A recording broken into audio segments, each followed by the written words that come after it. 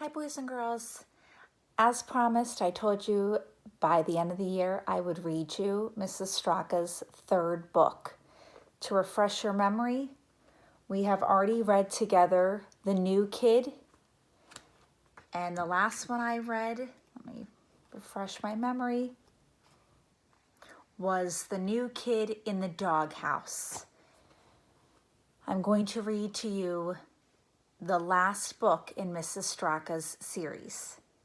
This one is called The New Kid, Election Blues. This is the final book in her series. So every day until I finish the book, I'll read to you for about 20 minutes, and then you'll have a couple comprehension questions to answer following what I've read to you. Please don't go to the comprehension questions until you've listened to the book or what I read to you of the book. Otherwise, you won't be able to understand the comprehension questions. Okay, here we go. It's my first time doing this. Chapter 1, The Class Election. The beginning of 6th grade was a little rocky, to say the least. It all started when my best friend Luke moved away last summer, just before we started middle school.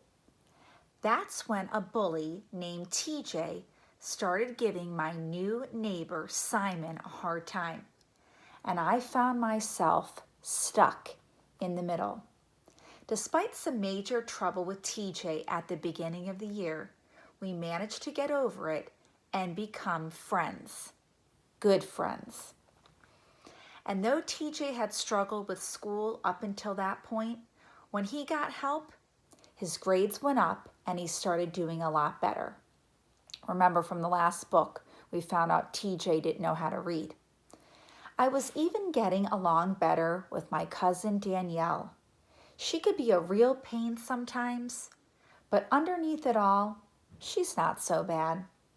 She even helped me find my dog, Copper, hope you remember Copper, when he ran away earlier during the year. Yep, things were much smoother now. We were all getting along, and I was even starting to enjoy middle school until the class election. One day in early March, Miss Riley, remember his teacher, came into the classroom holding a large stack of books and wearing a mysterious grin. She cleared her throat and patted her hair, which she had pulled into a bun high on top of her head. Frizzy curls sprung out around her face. She waited a moment for us to settle down before beginning. Boys and girls, I have an important announcement to make. She placed the books down on her desk and stood at the front of the room. She continued, each spring, the 6th grade class votes for a class president who will take office the following year. She looked around the classroom and nodded, letting the news to sink in. The time has come for us to decide who we will nominate for office. Think about yourselves and your classmates. Choose someone who will be a real leader. We want to elect someone who is responsible, fair, and knowledgeable. Is there anyone here who would like to run for president? Danielle's hand shot up like a rocket. Miss Riley, I think I would make a great leader. I'm smart and responsible. Miss Riley nodded. That's true. And a major pain in the butt, TJ muttered under his breath. Miss Riley frowned. She liked TJ, but she never put up with his wise guy remarks. Mr. Hinkleman, is there something you would like to share with the class? She asked. Nah, I was just admiring how very responsible Danielle is, he said, smirking. Really, TJ? Danielle glared at him. Like you would make a better leader? Well, maybe I would, TJ said. What makes you think I couldn't be class president? Danielle rolled her eyes. Where should I start? Should I make a list?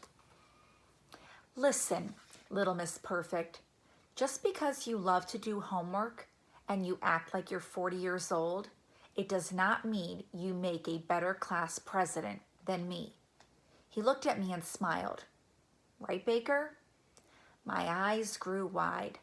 Oh boy, I felt myself being sucked right into the middle of a TJ versus Danielle battle.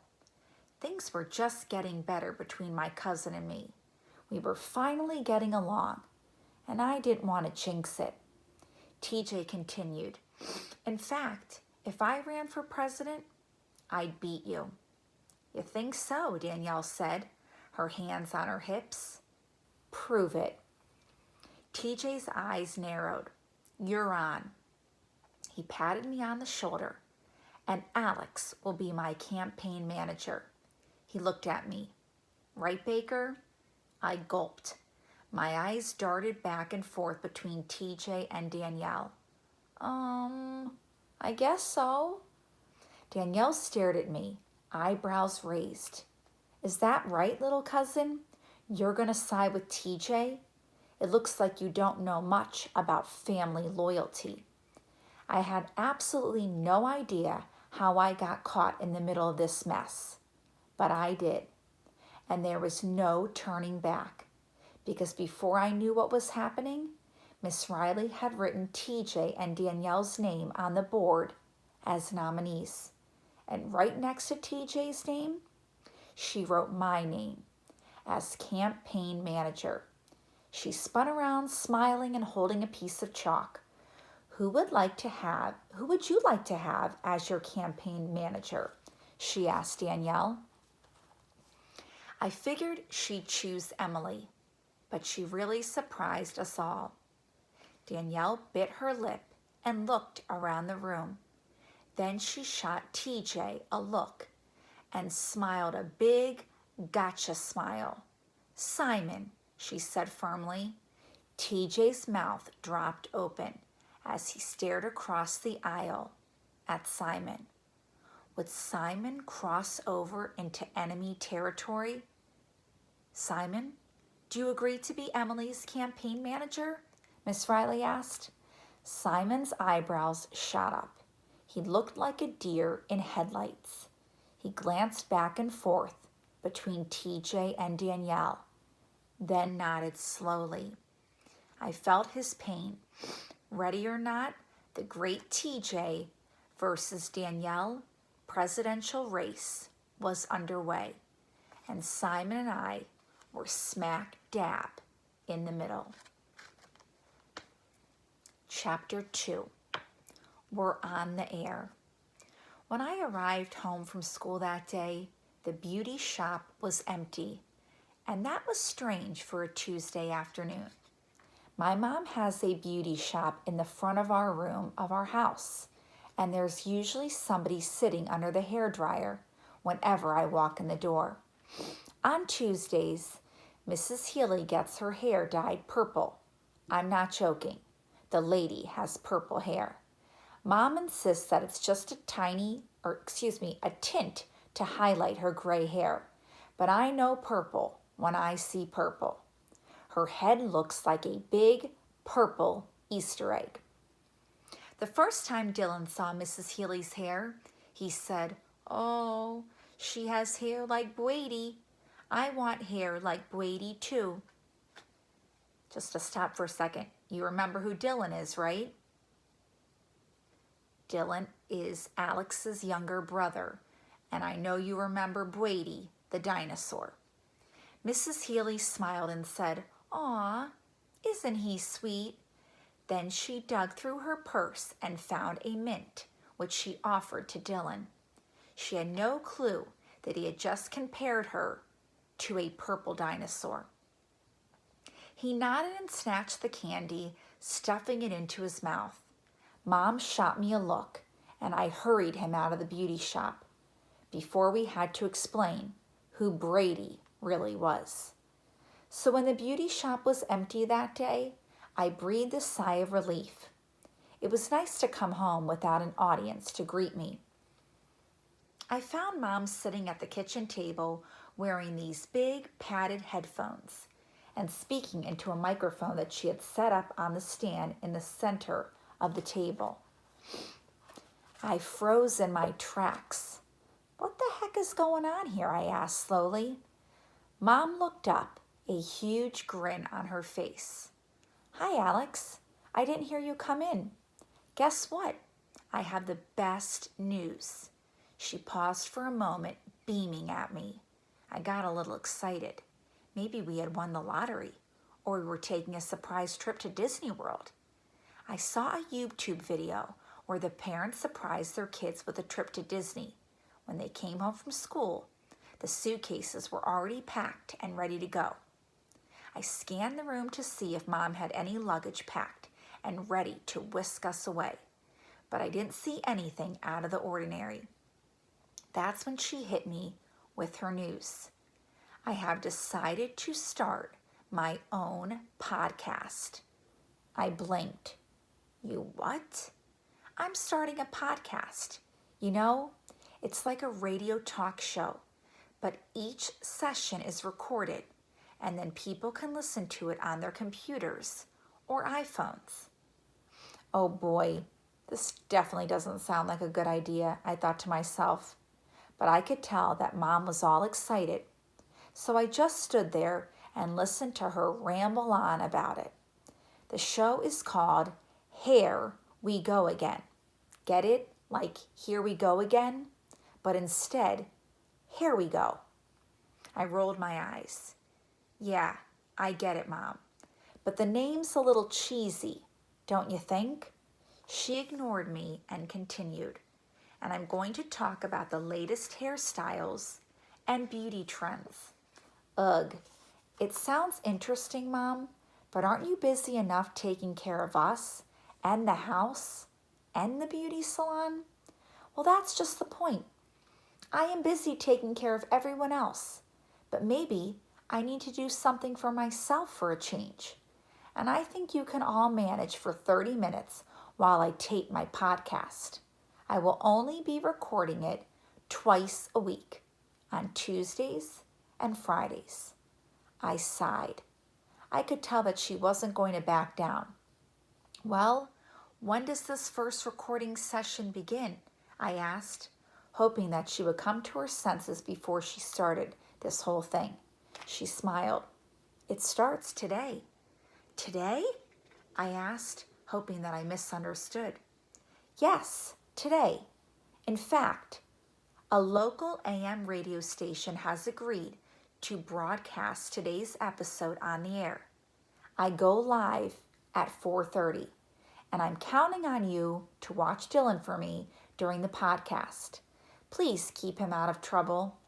I shook my head. Things were already crazy enough in our house with my little brother Dylan and our dog Cooper. Did we really need the whole world hearing about our crazy family over a podcast? And it was kind of embarrassing too. If the kids at school found out about it, I never want to show my face in class again. Why couldn't we just act like a normal family for once?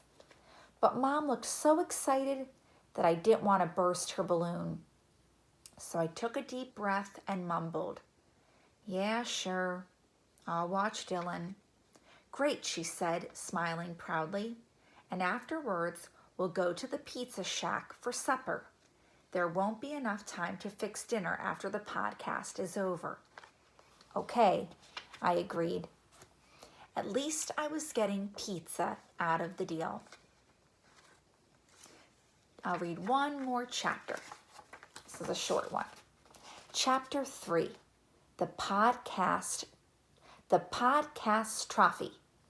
I told Dylan that we could eat popcorn and watch Brady while Mom taped her podcast. I figured it would be a piece of cake to keep him occupied while he watched his favorite show, and that everything would run smoothly. Boy, was I wrong. I had forgotten all about Copper. Dylan sat on the couch holding a stuffed Brady doll and singing along with his show. The episode was half an hour. When the song "Shake, Shake Your Tushy" came on, and Dylan jumped off the couch to shake his tushy, Copper, who had been lying nearby, leapt to his feet and started running around in circles. He thought it was time to play. Dylan laughed. Copper's shaking his tushy too. Dylan held his Brady doll in front of Copper and started swinging him back and forth. See, Copper?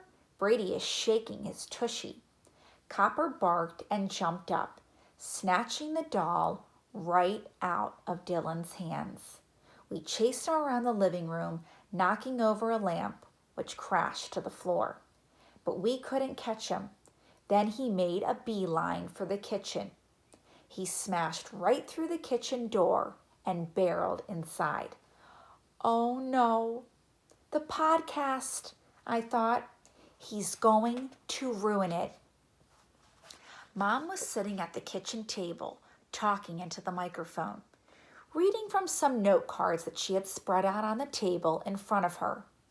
She was saying something about the bob haircut making a comeback when Copper burst through the door and started running around the table with Dylan right behind him.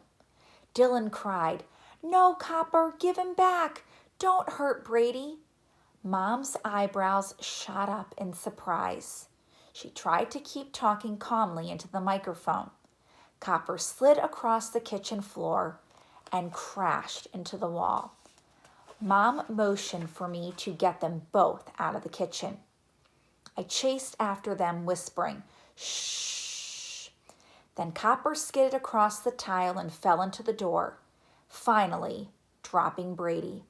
Dylan took one look at Brady and saw a small tear by his ear.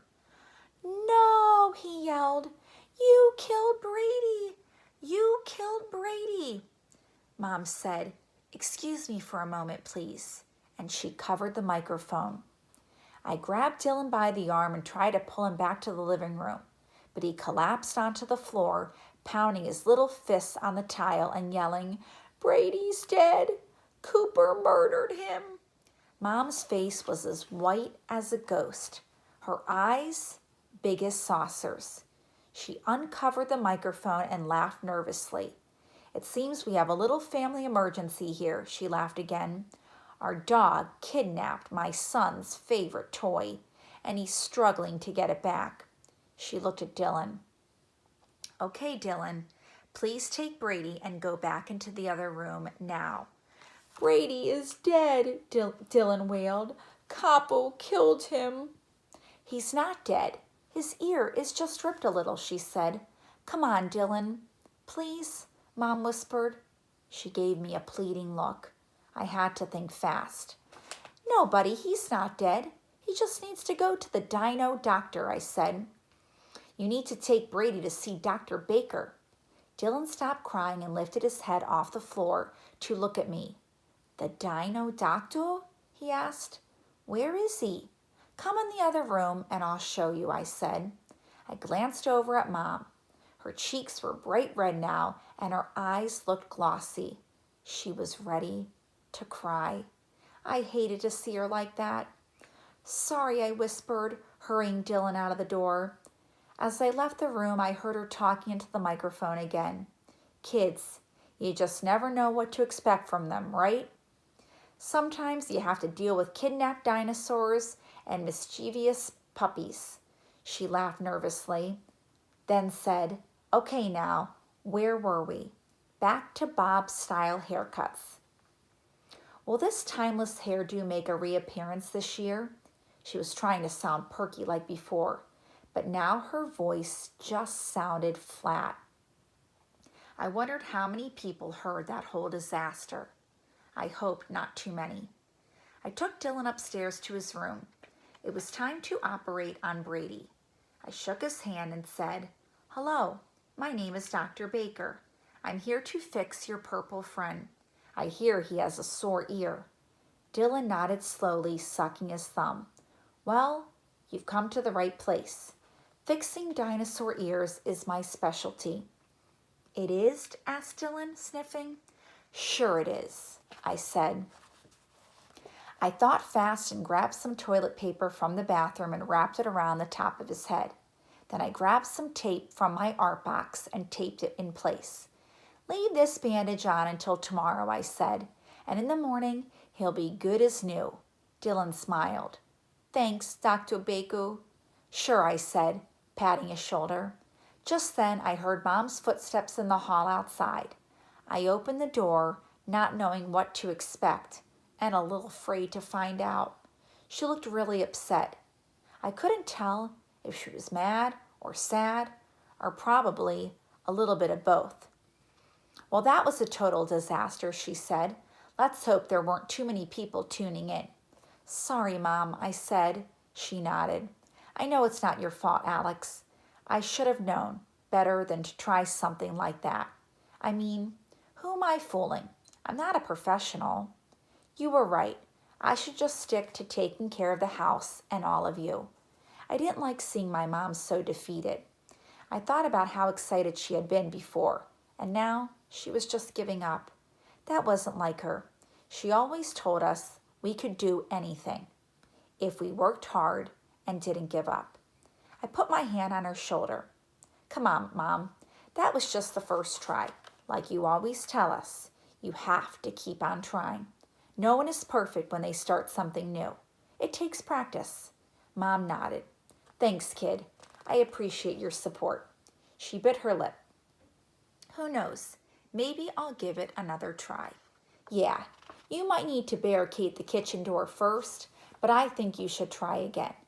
Don't give up." I couldn't believe that I was actually encouraging her to do another podcast. But I knew it meant a lot to her. So what the heck? Mom smiled. "Thanks, Alex." "Sure, Mom. Oh, and you may need to give Brady's ear a few stitches before Dylan wakes up in the morning." Mom grinned. "I'm on it, Dr. Baker. Now let's go get some pizza." I'm going to stop there today. So I read the first 3 chapters today, and tomorrow I will continue reading. Please, when you get a chance, go to my classwork and answer the questions for what I have read today. Hope you're enjoying the book so far. See you tomorrow.